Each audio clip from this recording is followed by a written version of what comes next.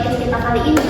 Kali ini kita akan membahas topik mengenai pengalaman kita kuliah sambil bekerja.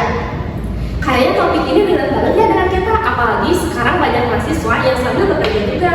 Betul. Kadang kalau ditanya lebih capek mana, ya sama dua-duanya capek. Kerja capek, kuliah juga capek. Iya, betul juga. Apalagi ini kadang habis kerja itu kan kita pengennya tidur, ternyata harus ngerjain tugas yang numpuk. Benar banget, capek banget. Nih, ngomong kalian itu mulai kerja sejak semester berapa sih? Kalau aku sih mulai sambil bekerja itu dari awal banget, dari semester awal itu bulan Oktober lah. Aku sempet nganggur, terus ada kerja, jadi aku langsung masuk kerja dari semester 1. Kalau aku itu dari awal tahun 2023 kan itu lulus SMA. Terus bulan Mei itu mulai kerja gitu. Dan waktu bulan Juni udah awal mulai kuliah kan. Nah, jadi dari awal semester aku udah mulai bekerja dengan berkuliah. Mantap. Kalau aku dari awal tuh memutuskan untuk kerja sambil kuliah. Dan kebetulan banget dapet kerjanya di F&B yang jauh banget dari bidang kuliah itu sendiri gitu. Keren. Padahal niatnya itu cara pengalaman doang. Ternyata setelah ditekuni dan dijalani nyaman juga.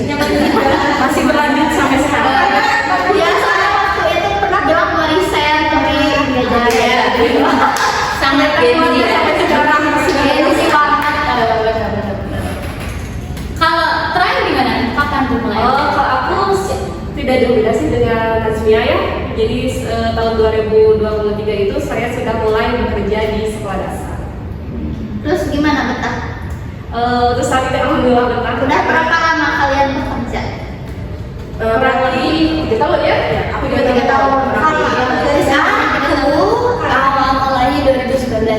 Nah, berapa tahun tuh?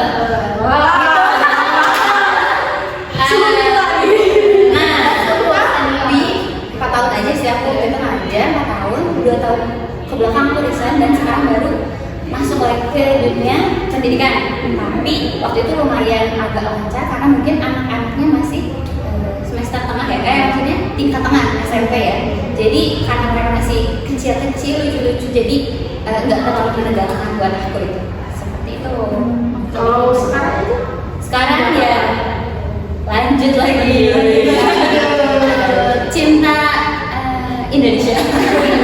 kita anak-anak ya contohnya. Nah, betul. Terus kita tantangan ya. Menurut kalian apa tantangan kalian ambil kuliah sambil kerja? Atur waktu sih. Itu Betul. Karena kalau misalnya aku ya, kalau saya sendiri kan di shift ya kerjanya. Jadi kita tuh harus benar-benar bisa membagi waktu antara mengerjakan tugas dan kuliah. Apalagi kalau misalnya kayak kita ini beda bidang kerjanya, itu kalau ada tugas kelompok tuh salah satu hal tantangan yang sangat mantap. harus pembagian menyamakan waktu. Tapi kayaknya semua juga sama sih kayak dia, cuman ya juga pasti ada plus minusnya ya. rebutan waktu itu. Tapi ya biasanya kan emang kalau misalkan kerja sambil kuliah itu kuliah sambil kerja lah ya, tantangannya pasti di waktu karena membagi waktu antara pekerjaan dan tugas-tugas kuliah. Jadi mungkin dari pagi sampai ke siang itu mungkin kerja ya. Terus Apalagi FNB Ya, dari pagi-pagi. tapi hebat ya. Aku juga kayak semangat. Kalau ada juga tantangannya di bidang pendidikan. Pernah nggak besoknya harus ngajar tapi semalaman harus begadang ngerjain tugas?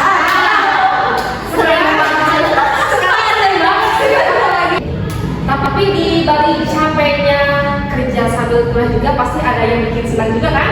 Selain itu saja. Justru jelas ada, tapi kadang kalau misalkan lagi capek banget gitu, kayak burn out gitu antara pekerjaan, terus juga tugas kuliah, terus belum lagi masalah-masalah yang ada di luar pekerjaan dan perkuliahan, pasti gitu kan? Pasti itu Iya. kualitas tenaga Iya manusia. kan? Terus tadi yang kata TA yang kerja tugasnya malam sampai kadang besoknya harus kerja ngajar, itu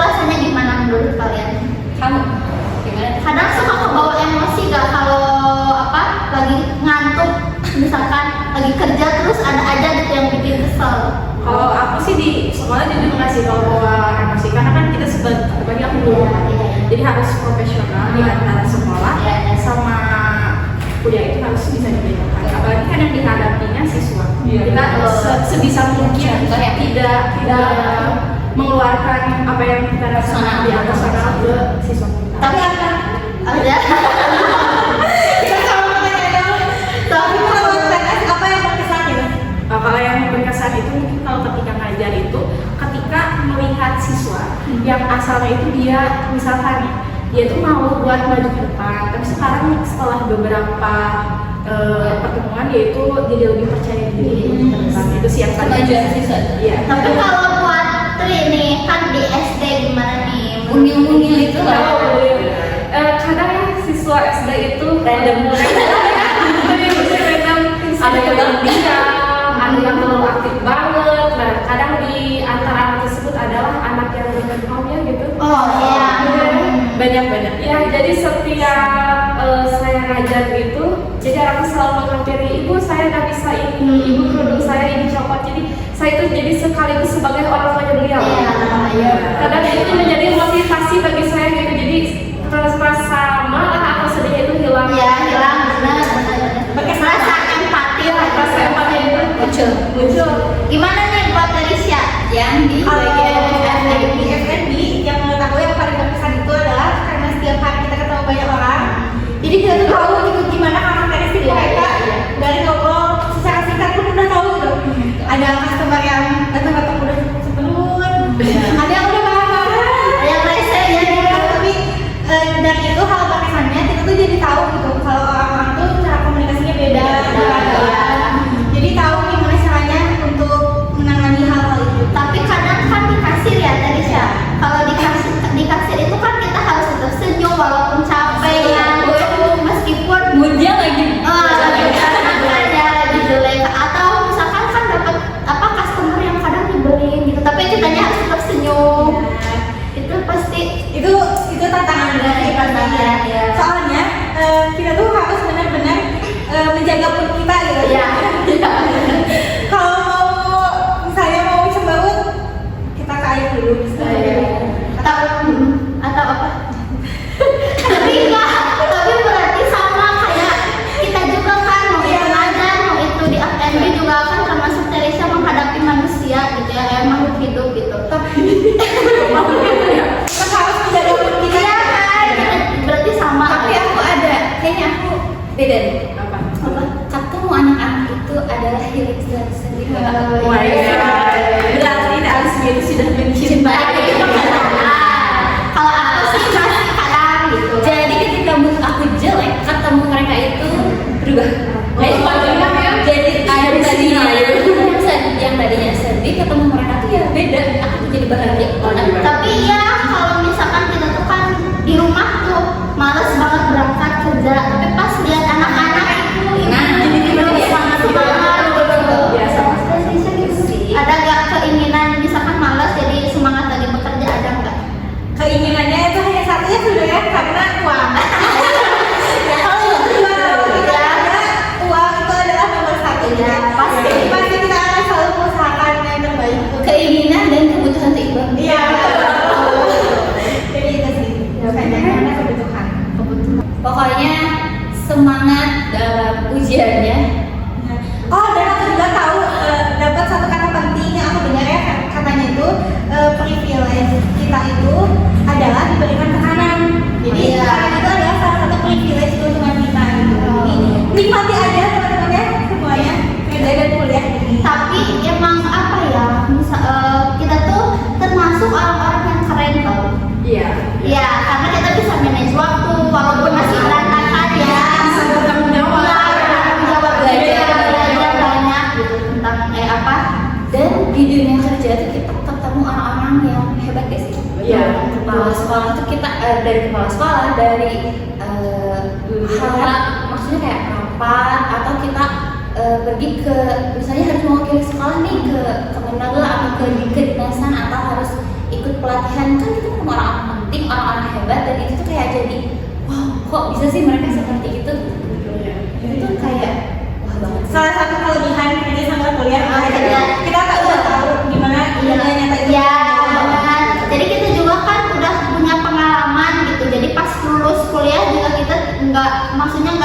dari nol banget kita udah punya pegangan, Jadi ilmu yang kita dapat juga bisa langsung iya, diaplikasikan. bisa langsung diaplikasikan juga. Terus kan kita juga jurusannya PBSI, terus pendidikan sastra. Kan kalau pendidikan sastra tidak berpaku ke apa?